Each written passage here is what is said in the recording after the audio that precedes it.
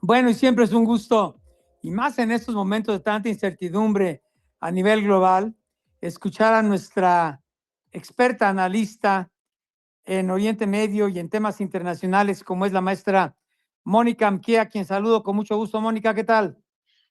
Yo también con mucho gusto, Oscar Mario. Es un gusto enorme compartir este espacio y volver a tocar temas acerca de Medio Oriente, la amenaza global, la contención y también la redefinición del sistema internacional. Como hemos visto en las últimas 48 horas, ha ido cambiando la naturaleza del conflicto en Medio Oriente. No tanto por la magnitud de los ataques, que en ciertos lugares sí se han ido contra víctimas civiles como en Israel, que han sido ataques muy precisos con misiles de mucho mayor alcance, pero también lo que ha pasado es que se ha revelado con una claridad que ya no está permitiendo lecturas superficiales ni análisis fragmentados. Hoy ya no estamos observando a Irán únicamente como un actor regional en tensión, sino como un factor de presión global con la capacidad de realmente impactar la estabilidad energética, la seguridad internacional y el equilibrio del sistema en su conjunto. Este cambio no es menor porque redefine nuevamente la forma en la que debe entenderse todo lo que ha estado ocurriendo los meses pasados. Y el punto central del análisis de hoy es que ya no pasa solamente por preguntarnos si Irán está fuerte o débil, qué capacidades nucleares tiene o de armamento en términos tradicionales, sino por reconocer que aún bajo presión ha mantenido la capacidad de desestabilizar sistemas complejos, de asustar a Europa, a Israel, a Estados Unidos. Y en el mundo actual esa capacidad es, en muchos sentidos, más relevante que la fuerza militar convencional, porque hoy el poder se está midiendo en la posibilidad de alterar, uno, los flujos energéticos. Dos, los mercados internacionales. Se está generando incertidumbre política. Se está obligando a otros actores a reaccionar, pero también se está utilizando el terrorismo como una forma de infundir miedo en la población. Si será o no será una tercera guerra mundial, si se utilizarán misiles a largo alcance. Y en este terreno, Irán está siendo un actor no solamente relevante en los medios masivos de comunicación, sino sumamente peligroso. Y en este contexto, el papel de Israel ha adquirido una dimensión mucho más amplia de la que se ha reconocido en el debate público, ya que Israel no está reaccionando únicamente a las amenazas inmediatas o ataques terroristas que han estado cotidianamente, ni siquiera está actuando bajo una lógica de defensa como siempre lo ha hecho. Está actuando frente a un proceso estratégico a largo plazo que está buscando impedir que una amenaza estructural se vuelva a consolidar en la región. Lo que Israel intenta evitar no es solamente el ataque puntual, sino la construcción de una arquitectura de poder iraní que, de establecerse sin límites, modificaría de manera profunda el equilibrio regional y, por consecuencia, sí tendría un impacto directo, como lo hemos visto, en el sistema internacional.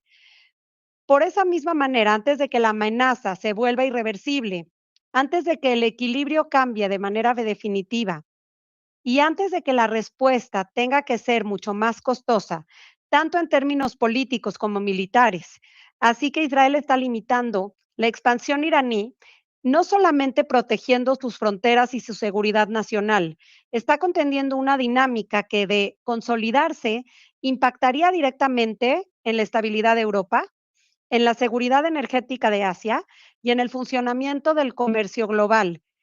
En este sentido, Israel no solamente está defendiendo su territorio, sino está conteniendo una amenaza que ha trascendido la región y que en muchos sentidos está siendo enfrentada en una fase temprana. Y bueno, el conflicto además no puede entenderse de manera aislada porque forma parte de un sistema profundamente interconectado. El estrecho de Hormuz es el mejor ejemplo de esta realidad, que no es solamente un punto geográfico estratégico, sino que es uno de los principales nodos del sistema energético global. Por ahí circula una proporción significativa del petróleo mundial y cualquier alteración, incluso en términos de percepción, tiene efectos inmediatos en los mercados, en decisiones políticas y en la estabilidad de la economía en múltiples países. Y bueno, pues lo más importante aquí, Oscar Mario, no es el estrecho si se cierra o no, sino que puede cerrarse. Y en geopolítica, la posibilidad creíble es suficiente para generar un impacto. Y ahí es donde Irán conserva una herramienta clave, que no necesita controlar el sistema para tener poder, le basta con amenazas para poder alterarlo. Y esta capacidad de disrupción es, en muchos sentidos, la base de su relevancia actual. Y bueno, estos datos nos llevan a una lectura más precisa sobre la naturaleza de Irán y del Medio Oriente en este momento, que no estamos frente a una superpotencia convencional, pero sí frente a un estado de disrupción. Irán no necesita ganar esta guerra en términos clásicos, ni necesita generar presión constante, pero sí está aumentando el costo de la estabilidad mundial y regional y obligando al sistema internacional a reaccionar bajo tensión. Como vimos el fin de semana, las amenazas a Europa, la capacidad de escalar indirectamente y la presión sobre las rutas energéticas han formado parte de esta lógica que busca expandir el impacto del conflicto más allá de la región. Y bueno, pues no podemos decir que hoy en día uno de los elementos más delicados es Europa, que deja de ser únicamente espectador, porque durante años gran parte de la tensión en Medio Oriente podía percibirse como lejana para el continente europeo, y hoy eso cambia. Las amenazas hacia las capitales europeas, combinadas con la dependencia energética de la región, colocan a Europa en una posición mucho más vulnerable. Y cuando Europa entra en el cálculo, el conflicto deja de ser regional y se convierte automáticamente en sistémico. Y aquí Asia también entra en este análisis, particularmente aquellas economías altamente dependientes del petróleo, como Japón, Corea del Sur y China. Y todos estos actores tienen un interés directo en la estabilidad de la región. Y eso confirma que lo que estamos viendo, pues, no es un conflicto localizado, sino una presión sobre los pilares del sistema global, energético y económico del día de hoy. Y pues solamente para ir cerrando, lo que yo te puedo decir es que el punto más delicado de este análisis es la combinación de presión y la impredecibilidad de los escenarios. Entonces aquí nosotros tenemos que ver que los regímenes bajo presión no necesariamente se moderan, muchas veces escalan para negociar, escalan para proyectar fuerza y escalan para evitar mostrar debilidad tanto interna como externa. Y esto significa que el riesgo no proviene únicamente de estrategias planificadas, sino de reacciones que sí pueden romper el equilibrio en momentos críticos y de tensión. Sí, bueno, y ahora lo importante, Mónica. A ver, dame 3 minutos y regreso contigo, por favor, ¿sí? Claro que sí. ¿Ya estás ahí? ¿Me escuchas?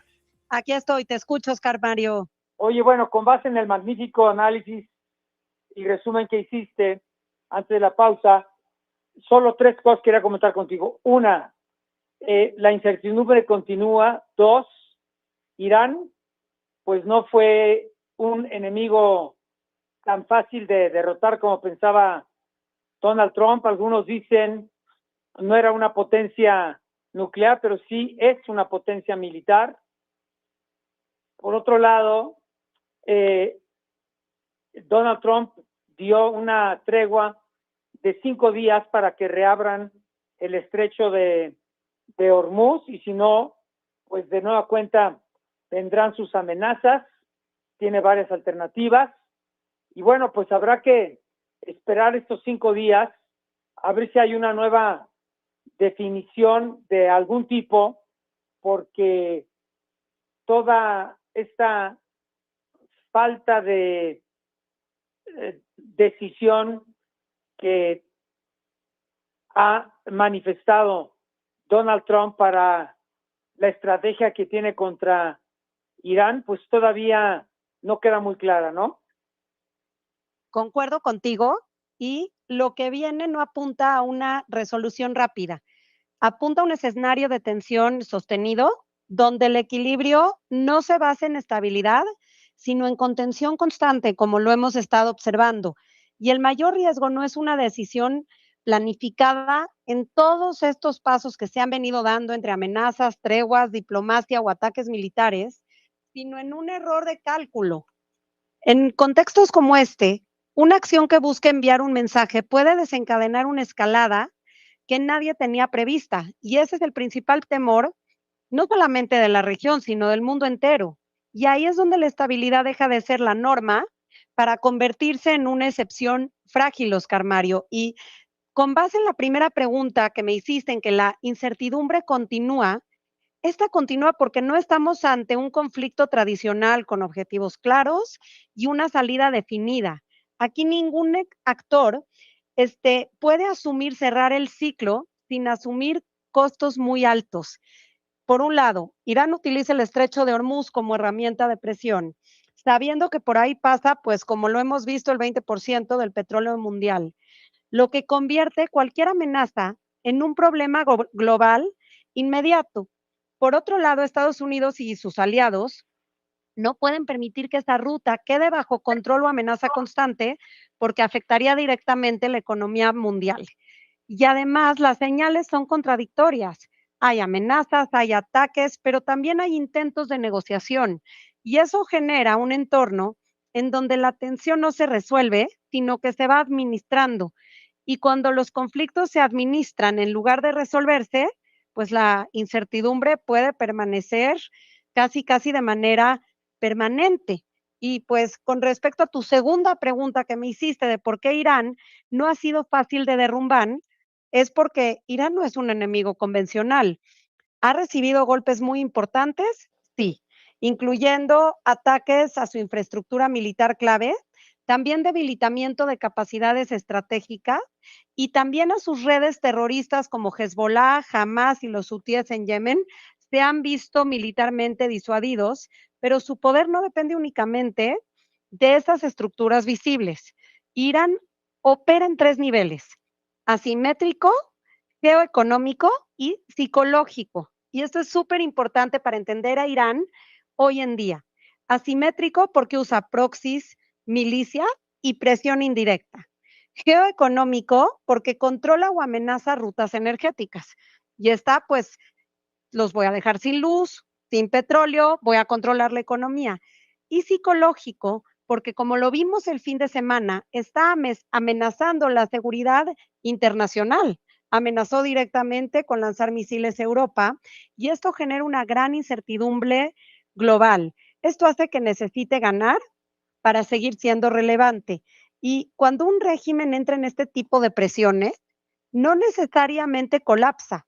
Muchas veces tenemos pues el temor enorme de que si se endurece, se puede volver mucho más agresivo porque su supervivencia puede depender, pues ahora sí, de proyectar su fuerza. Y con respecto a tu tercera pregunta, de qué significa la tregua de Donald Trump sobre Hormuz, es que esta tregua de 5 días anunciada por Trump no es un acto de debilidad, sino una maniobra estratégica de altísimo nivel. Por un lado, responde a un objetivo inmediato: evitar un shock energético global. Un cierre total de Hormuz tendría consecuencias directas en la inflación, mercados y estabilidad económica mundial. Y por otro lado, está abriendo una ventana para negociación, aunque sea limitada. Trump había lanzado un ultimátum muy claro: abrir Hormuz o enfrentar ataques a infraestructura energética iraní. Y la tregua indica que hay al menos intentos de comunicación, aunque Irán públicamente los niegue. Y aquí lo más importante es esto: la tregua no elimina la crisis, solo pausa una posible escalada mayor, porque Irán sigue amenazando con cerrar completamente el estrecho si es atacado, lo que significa que este riesgo sigue intacto. Bueno, un minutito, pero nada más para comentarte que está muy pendiente. En la semana volvemos a platicar contigo cuando tu agenda lo permite. Pero hay una cosa que se llama Consejo de Cooperación del Golfo, de los países del Golfo, en donde Arabia Saudita, Omán, los Emiratos Árabes Unidos, Qatar, Kuwait y Bahrein exportan, no, bueno, más bien reciben, no exportan. Bueno, exportan su petróleo a través del estrecho de Hormuz, pero importan, que es muy importante, al revés, importan el 82% de sus alimentos de otras naciones. Y están pensando, Irán, que también puede presionar a estos estados que forman parte de los que están siendo afectados por el cierre del estrecho de Hormuz. Piensan que, bueno, les puede impedir también que entre más del 80% de alimentos y granos que consumen, lo cual sería muy delicado, ¿eh? Súper delicado, y esto también viene a lo que mencionamos, que Irán es ultra complejo, porque va cambiando la lógica del conflicto de una manera súper veloz. Irán entiende que no necesita derrotar militarmente a estos países para ejercer presión. Le basta con poner en riesgo sus cadenas de suministro, porque cuando un país depende en ese nivel de importaciones, cualquier interrupción, aunque sea temporal, va a generar efectos inmediatos: aumento de precios, escasez y sobre todo un desorden social de estos países. Entonces, 70% de los alimentos del Golfo transitan por Hormuz, lo que convierte esta ruta aún más en un punto crítico, no solo energético, sino también alimentario. Y pues sí, aquí lo que nosotros vemos es que esta vulnerabilidad se vuelve pues insostenible y una amenaza bastante seria. Bueno, pues ahí está el tema de los alimentos, en donde estos estados del Golfo importan el 80% de sus granos y alimentos. Gracias, Mónica. Volvemos a platicar contigo esta semana Claro cuando tu que agenda lo sí, permita. con muchísimo gusto. Muchos saludos, Mario, muchas gracias. Gracias, Mónica Amquié, internacionalista y experta en Medio Oriente. Bueno, vamos